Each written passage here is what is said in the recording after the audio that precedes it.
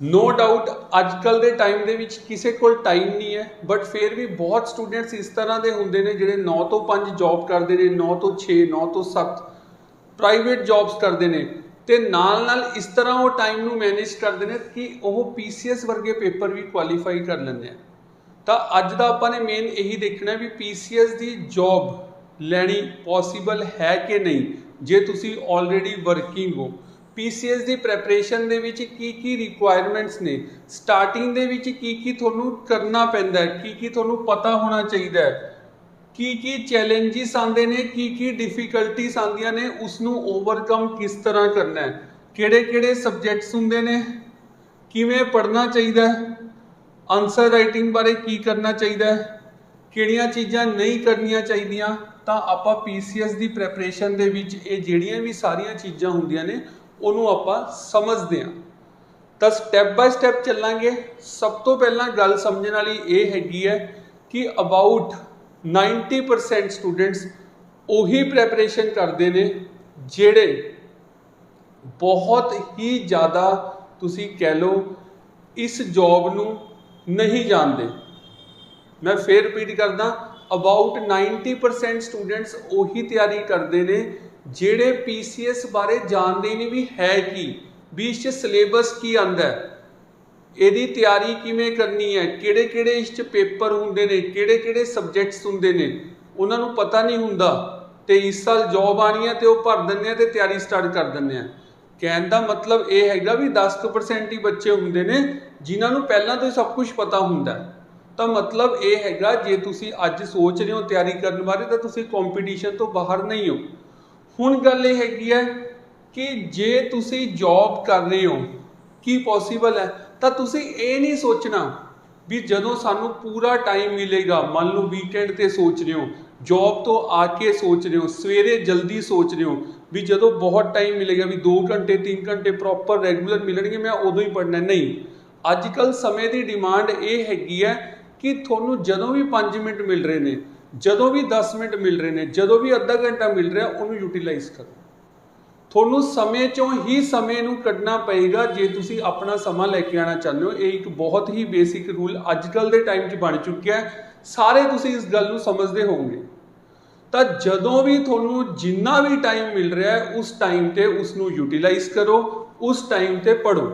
तुसी ट्रैवलिंग कर रहे हो, वेटिंग च बैठे हो, किते जॉब च थोनू पता लग रहा है भी इस टाइम ते कोई काम नहीं है, बहुत बार इस तरह का टाइम हुंदा है। लंच ब्रेक लंबा हैगा तो उन्होंने छोटा बनाओ, वीकेंड ते छुट्टियां हैगियां तो उन्होंने यूटिलाइज करो। तो थोनू समा तो कढ़ना पएगा जे तुसी इस तरह की जॉब लेना चाहते हो, तो टाइम तो मैनेज हो जाता है। जॉब करते करते यह जॉब लेनी पॉसीबल हैगी है, PCS वर्गा पेपर भी क्वालीफाई करना पॉसीबल है, तो मैक्सीमम बच्चे करते ने। बहुत ही घट बच्चे होंगे ने जिहड़े सिर्फ तैयारी कर रहे होंगे तो PCS वर्गा पेपर क्वालीफाई करते हैं। हुण गल ये हैगी है कि टाइम मैनेजमेंट बहुत रिक्वायर्ड है। देखो रीजन, हुण जे तुसी ये पेपर की तैयारी करन जा रहे हो तो यदा रीजन कदे क्लैरीफाई नहीं हो पाता। बहुत ही रेयर स्टूडेंट्स होंगे जिन्होंने यदा रीजन क्लैरीफाई होएगा। कोई कहेगा कि सानू सोशल रिकग्निशन चाहिए है, जान पहचान, रेपूटेशन होएगी, सोसाइटी दे विच नाम होएगा। किसी नू पर्क्स एंड फैसिलिटीज़ बहुत वधिया लगदियां ने, घर वधिया, गड्डी वधिया, सब कुछ वधिया। किसी नू लगता भी यार मेरी लाइफ बहुत कंफर्टेबल हो जाएगी, बहुत ईजी हो जाएगी, मेरे सारे काम आसानी नाल होण लग जाएंगे, मैं हॉस्पिटल जावांगा उत्थे मैनू जान पहचान का मिल जाएगा, जिथे जावांगा मेरा ना चलेगा, कोई प्रॉब्लम नहीं आएगी। किसी नू लगता है देखो जिहड़ा एक्चुअल चीज़ हैगी है सोशल सर्विस, तो ये प्रैक्टिकल टर्म्स ते हुण रही नहीं। बहुत ही घट स्टूडेंट्स ने जिहड़े सोशल सर्विस करना चाहते हैं, इसलिए वो PCS की प्रैपरेशन करते हैं या इसलिए वो UPSC वाल जाते हैं।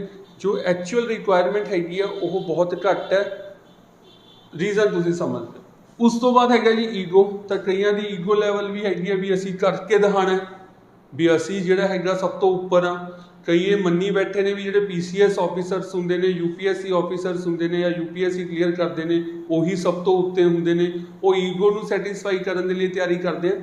तो ये कुछ भी थोड़े रीजनस होने चाहिए ने।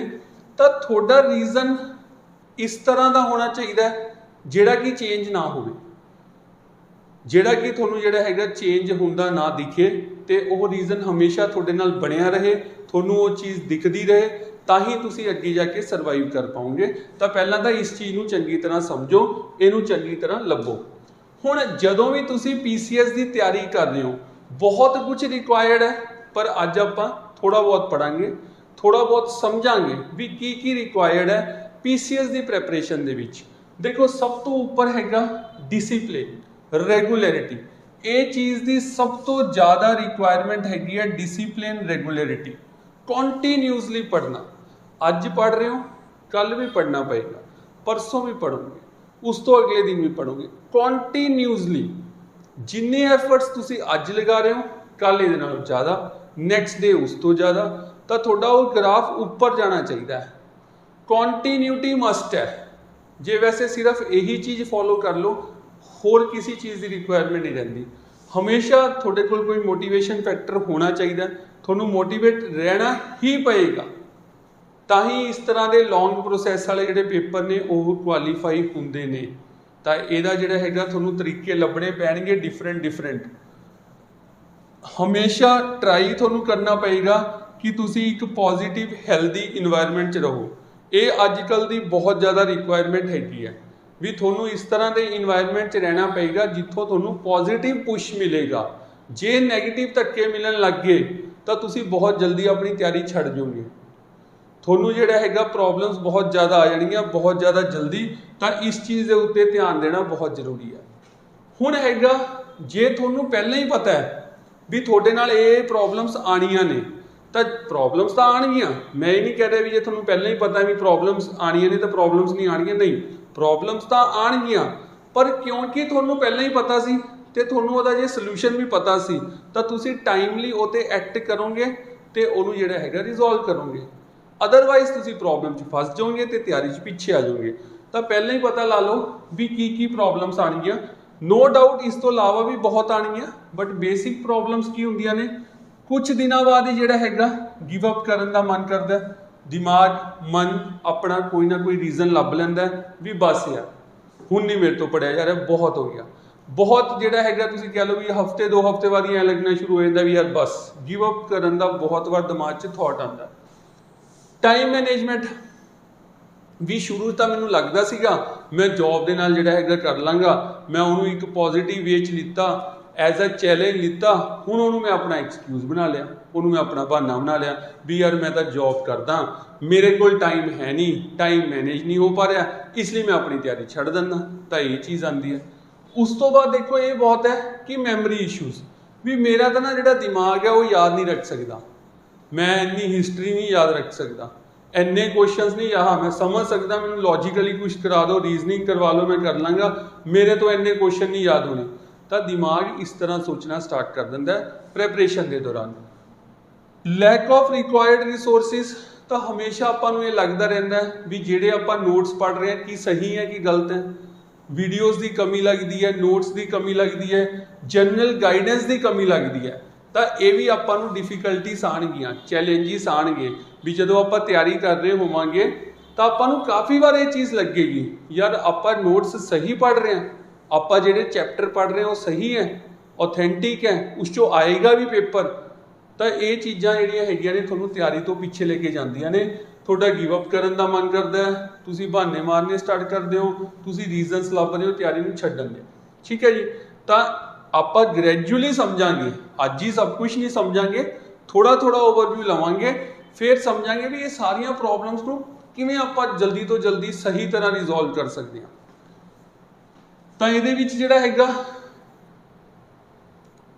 ਟਾਈਪਸ ਆਫ ਸਬਜੈਕਟਸ, ਤਿਆਰੀ ਦੇ ਦੌਰਾਨ 3 ਤਰ੍ਹਾਂ ਦੇ ਸਬਜੈਕਟਸ ਨੇ।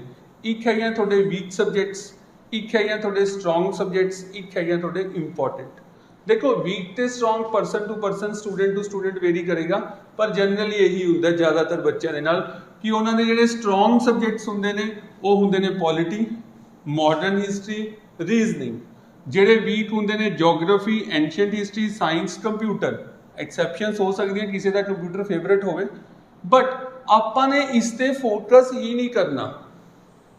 ਆਪਾਂ ਨੇ ਫੋਕਸ ਕਰਨਾ ਆਪਣੀ ਰਿਕੁਆਇਰਮੈਂਟ ਤੇ ਵੀ ਇੰਪੋਰਟੈਂਟ ਕਿਹੜੇ ਨੇ। जे तुसी PCS की प्रैपरेशन कर रहे हो ਉਹਦੇ ਵਿੱਚ किस दी वेटेज है तो उस तो स्टार्ट करांगे ਉਹਦੇ ਉੱਤੇ अपना होल्ड चंगी तरह बनावांगे भी करंट अफेयर्स ਹੁਣ ਸਾਰਿਆਂ ਨੂੰ ਪਤਾ ਜੀ ਅੱਜਕੱਲ पेपर है ही करंट ओरिएंटेड करंट अफेयर्स आते हैं या करंट अफेयर्स के रिलेटिड सारा स्टैटिक आता है तो थोड़ी सब तो ज़्यादा जी वेटेज हैगी वो करंट अफेयर्स की है सब तो ज़्यादा फोकस थोड़ा करंट अफेयर्स से करना पेगा उस तो बाद हैगा पॉलिटी का एक बेस है पॉलिटी का बहुत बार दसिया हुआ भी की रीजन है क्यों पॉलिटी सब तो ज़्यादा आती है तो थोड़ा पता होगा मॉडर्न हिस्टरी तो ये भी बहुत ज़्यादा वेटेज है दैन जनरल साइंस PPSC के पेपरों के general science and tech issues information technology यदी वेटेज बहुत ज़्यादा तो थोनों ये उत्ते बहुत ज़्यादा ध्यान देना पेगा प्रैफरेंस से थोनों इत्ते ध्यान देना पेगा then PYQ previous year questions दी हुण थोड़ी जी वैल्यू घट रही है हुण रेपीटिशन काफ़ी घट रही है पहला सब तो ज़्यादा सी PPSC बट हुण रीसेंट ट्रेंड देखा गया कि PYQ काफ़ी घट आ रहे हैं साइंस एंड टैक इशूज़ काफ़ी नहीं तो देखो आपां ने ना तो स्ट्रोंग सबजैक्ट्स से देखना है ना वीक सबजैक्ट्स से वर्क करना है आपां ने वर्क करना है इंपॉर्टेंट से क्योंकि आपां ने वो करना जो पेपर च आवे आपां ने ये तो ना भी जिहड़ी चीज़ आपां नूं नहीं आंदी वो कर लो आपां ने बस वो करना जो पेपर च आवे तो पेपर च इन्हां दी वेटेज ज़्यादा है ये तुहानूं बहुत ही चंगी तरह करने पैणगे पहलां करने तो ये भी ने पर ये बाद दे विच देखांगे तो पहलां तुहानूं जिवें टाइम मिल रहा है अपनी टाइम की प्लैनिंग टाइम की मैनेजमेंट इस तरह करो कि इन्हां नूं खत्म करो तो ये खत्म जिहड़े हैगे ने तुहानूं पता किन्ने टाइम च होणगे हुण ये देखो सारे ही तरीका trending PYQ discussion trending PYQ discussion मतलब ये तो जिहड़ा हैगा एक रैफरेंस है भी हमेशा तुहानूं पता होना चाहिए भी जदों भी तुसीं पेपर की तैयारी कर रहे हो पेपर देन जा रहे हो उस टाइम ते ट्रेंडिंग की है ट्रेंडिंग क्वेश्चंस ऑब्वियसली चेंज होते रहते हैं ट्रेंड चेंज होता रहता ट्रेंडिंग क्वेश्चन भी चेंज होंगे तो थोड़ा पता होना चाहिए जिमें अजकल UPSC के आ रहे हैं ओनली 2 फॉलोस ओनली 3 फॉलोस इस तरह आने लग गए ऑप्शंस तो वो जो टाइप ऑफ क्वेश्चंस है पैटर्न ऑफ क्वेश्चंस है वो ट्रेंडिंग की है वो थोड़ा हमेशा पता होना चाहिए जोड़ा कि PYQ तो आएगा डिस्कशन थोड़ा करनी पेगी जो तुम PCS वर्गे पेपरों की तैयारी करते हो तो थोनों जिहड़ा हैगा हर टॉपिक ते मैक्सिमम टॉपिक्स ते डिस्कशन करनी पेगी क्योंकि तुसी मेन्स के पॉइंट ऑफ व्यू तो भी अपनी प्रैपरेशन कर रहे हो इंटरव्यू के पॉइंट ऑफ व्यू तो भी अपनी प्रैपरेशन कर रहे हो तो थोनों डिस्कशन तो करनी ही पेगी ताही ऊपर थोड़ा जिहड़ा हैगा सबजैक्ट्स दे होल्ड बनेगा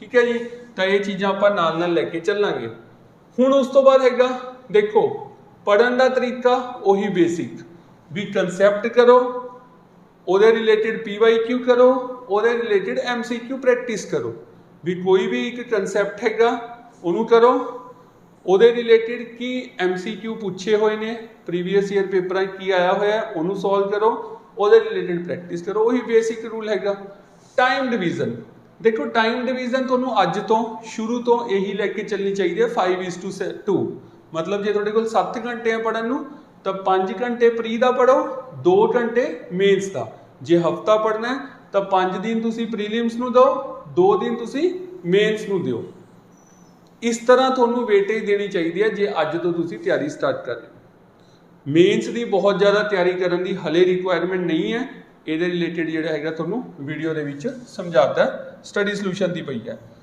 ट्रेंडिंग PYQ डिस्कशन तो ये मस्ट है उस तो बाद हैगा जी आंसर राइटिंग इंपॉर्टेंस तो ये बहुत ज़्यादा इंपॉर्टेंट हैगा जिहड़ा तुसीं 5:2 रेशियो च इहनूं टाइम देना है तो की करना है कोई भी टॉपिक हैगा उहनूं एनालाइज जरूर करना है एटलीस्ट 3 तरह एक तो तुसीं सैल्फ एनालाइज करना है तुसीं आप पता लाना है भी जो तुसीं लिखिया उहदी की वैल्यू है एक तुसीं गाइड भी थोड़ा एक गाइड होएगा जिहड़ा थोड़ा जनरल गाइड होएगा या कोई भी गाइड हैगा कोई भी टीचर है जिथे तुसीं तैयारी कर रहे हो तो उन्हां तो एनालाइज करवाना है एक थोड़े नाल कोई तो होएगा थोड़ा फ्रेंड जिहड़ा तैयारी कर रहा है थोड़ा कोलीग हो सकता है बैचमेट हो सकता है जिहड़ा तैयारी कर रहा है तो तुसीं ओहदा चैक करोगे वो थोड़ा चैक करेगा आंसर राइटिंग चैक करवानी होंदी है 30 दिनों बाद फिर यही प्रोसैस रिपीट कराना है मान लो तुसीं अज कोई टॉपिक लिखिया मान लो तुसी अज सिंपल कोई ऐसे लिखिया, कुछ भी लिखिया, ग्लोबल वार्मिंग के उत्ते कुछ लिखिया, तो उन्होंने तुसी अज एनालाइज करोगे,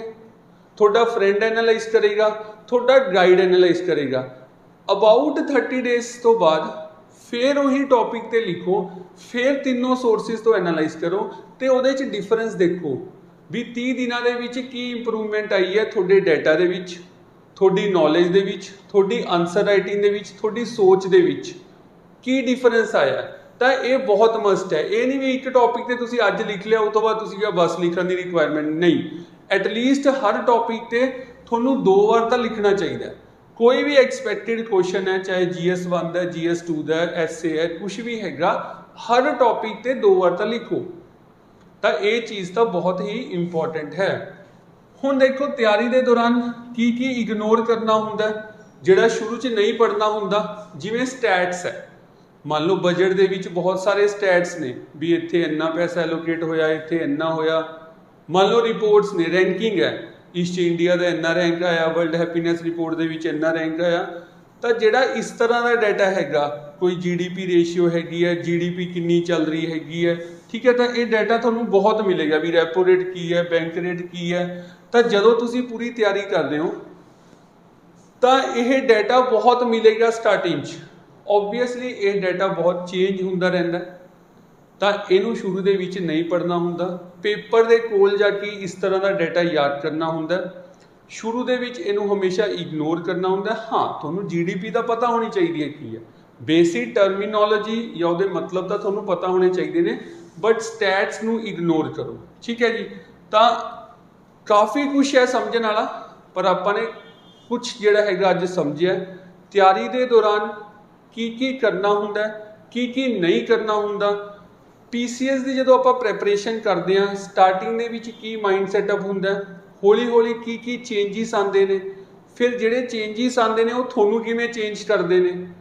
तो उन्हां सारियां चीज़ां ते वर्क करना बहुत जरूरी है। जिहड़ा PCS वर्गा पेपर हैगा ना, उहदी तैयारी दे विच मेरे अकॉर्डिंग तो तुसीं ये कह लो कि सिलेबस की वैल्यू तो चलो है ही है, पर सिलेबस नालों थोड़े एटीट्यूड की वैल्यू बहुत है भी थोड़ी की एटीट्यूड हैगा उस तैयारी नूं लैके, थोड़ी डिटरमीनेशन कितनी है, तुसीं एक्चुअल च कितना चाहते हो, भी थोड़ी की सोच है भी यार करना ही करना है, कि जे हो गया तो ठीक है, बहुत वधिया, नहीं तो लाइफ तो चल ही रही है। तो वो चीज़ां बहुत मैटर करदियां ने। ये चलते फिरते होने वाला पेपर तो नहीं है। बहुत तुसीं ये कह लो भी इस टाइम ते तुसीं काफ़ी बच्चों तो पीछे हो, काफ़ी बच्चों तो अगे हो, पर समझने वाली गल ये हैगी है कि 3 साल बाद पोस्ट आ रही है, तो हो सकता है इस तो बाद थोड़े को थोड़ी एज फैक्टर करके दोबारा थोनू चांस ना मिले, या वैसे तैयारी इस तरह की होंगी है भी साल 2 साल बच्चा जो ला दिंदा फिर उस तो बाद गिव अप कर देना भी अस तो बहुत एफर्ट्स लाए सी, होया नहीं सी, तो फिर छड्डता। तो हुण तो ही तैयारी च बढ़ो। पेपर चाहे नैक्सट फरवरी च होना है, चाहे दिसंबर च होना है, चाहे जनवरी च होना है, होना तो है, ये तुहानू सारिਆਂ ਨੂੰ पता है भी PCS का हुण पेपर तो होना है, चाहे नैक्सट मार्च च होवे। तो हुण तो ही जे तैयारी करोगे तो जाके यह जिहा पेपर हुंदा। वैसे अजकल तो जो दूजे भी पेपर ने, मान लो फूड इंस्पैक्टर का पेपर हैगा, ADTO का पेपर है, विजिलेंस इंस्पैक्टर का पेपर है, जिहड़ा भी पेपर हैगा उहदे लई भी अजकल जिहड़ा हैगा 4-4 महीने की तैयारी तो मिनीमम चाहिए है। वो भी नोटिफिकेशन आने तो पहले ही तैयारी करनी चाहिए है, तो जाके वही जिहियां पोस्टां क्वालीफाई होंदियां ने, तुसीं सारी समझते हो चीज़, ठीक है जी। तो PCS की प्रैपरेशन नूं लैके जे कोई क्वेरी हैगी है, बैचिस दोबारा स्टार्ट होने जा रहे हैं, ऑनलाइन ऑफलाइन रिकॉर्डिड बैचिस ने, तो वो सारे स्टार्ट होने जा रहे हैं। 7986463146 तो ये कॉन्टैक्ट कर सकते हो। देखो वैसे तो ज़्यादातर स्टूडेंट्स इस तरह के होंगे ने जिहड़े कि सिलेबस आप पढ़ना पसंद करते हैं, तैयारी आप करना पसंद करते हैं, उन्होंने सिर्फ एक गाइडेंस की रिक्वायरमेंट होंदी है। तो साडी गाइडेंस का भी जिहड़ा हैगा प्रोग्राम नाल रहेगा, 1-to-1 मैंटरशिप प्रोग्राम भी रहेगा, ठीक है। तो गाइडेंस नूं लैके जे कोई एनरोल होना चाहता है तो भी वो कॉन्टैक्ट नंबर पर कॉन्टैक्ट कर सकता है। बाकी कोई ऑनलाइन ऑफलाइन रिकॉर्डिड कोर्स बारे कोई भी इन्फॉर्मेशन है तो वह कॉन्टैक्ट कर सकता है। इस वीडियो नूं जिहड़ा हैगा लाइक कर दिओ, वध तो वध शेयर कर दिओ। थोनू हो सकता है इसकी रिक्वायरमेंट ना होवे, थोड़ा कोई फ्रेंड चाहता होवे तो उन्होंने शेयर जरूर करियो। ठीक है जी। बाकी लास्ट ਦੇ ਵਿੱਚ ਮੈਂ ਇਹ ਕਹਾਂਗਾ ਕਿਸੇ ਚੀਜ਼ ਦਾ ਵੇਟ ਨਾ ਕਰਿਓ, ਸਹੀ ਡਾਇਰੈਕਸ਼ਨ ਦੇ ਵਿੱਚ ਚੱਲਣਾ ਬਹੁਤ ਜ਼ਰੂਰੀ ਹੁੰਦਾ ਹੈ। ਉਸ ਤੋਂ ਵੀ ਜ਼ਿਆਦਾ ਜ਼ਰੂਰੀ ਹੁੰਦਾ ਹੈ ਸਹੀ ਸਮੇਂ ਤੇ ਸਹੀ ਡਾਇਰੈਕਸ਼ਨ ਚੱਲਣਾ, ਕਿਉਂਕਿ ਜੇ ਸਮਾਂ ਹੀ ਸਹੀ ਨਹੀਂ ਹੈ ਫਿਰ ਤੁਸੀਂ ਜਿੰਨਾ ਮਰਜ਼ੀ ਸਹੀ ਡਾਇਰੈਕਸ਼ਨ ਚੱਲ ਲਓ ਓਬਵੀਅਸਲੀ ਨਹੀਂ ਪਹੁੰਚੋਗੇ। ਤਾਂ ਰਾਈਟ ਟਾਈਮ ਤੇ ਜੇ ਰਾਈਟ ਡਾਇਰੈਕਸ਼ਨ ਚੱਲ ਰਹੇ ਹੋ ਓਬਵੀਅਸਲੀ ਤੁਹਾਡੀ ਡੈਸਟੀਨੇਸ਼ਨ ਜਿਹੜੀ ਰਾਈਟ ਹੈਗੀ ਹੈ ਤੁਹਾਨੂੰ ਬਹੁਤ ਜਲਦੀ ਮਿਲ ਜਾਏਗੀ। Wish you all the best. Description ਦੇ ਵਿੱਚ ਐਪ ਦਾ ਲਿੰਕ ਪਿਆ, ਉਹਦੇ ਵਿੱਚ ਜਿੰਨੇ ਵੀ ਰਿਕੁਆਇਰਡ ਕੋਰਸਿਸ ਨੇ, ਰਿਕੁਆਇਰਡ ਨੋਟਸ ਨੇ ਉਹ ਅਵੇਲੇਬਲ ਹੈਗੇ ਨੇ। ਕਮੈਂਟਸ ਦੇ ਵਿੱਚ ਟੈਲੀਗ੍ਰਾਮ ਚੈਨਲ ਦਾ ਲਿੰਕ ਪਿਆ, ਜੁਆਇਨ ਕਰ ਸਕਦੇ ਹੋ। To the point up to date data ਉੱਥੇ ਅਪਡੇਟ ਹੁੰਦਾ ਰਹਿੰਦਾ, ਤਾਂ ਤੁਹਾਡੇ ਬੈਨੀਫਿਟ ਵਾਸਤੇ ਹੈਗਾ, ਤਾਂ ਉਹ ਜ਼ਰੂਰ ਜੁਆਇਨ ਕਰੋ। Ones again wish you all the best. Thank you.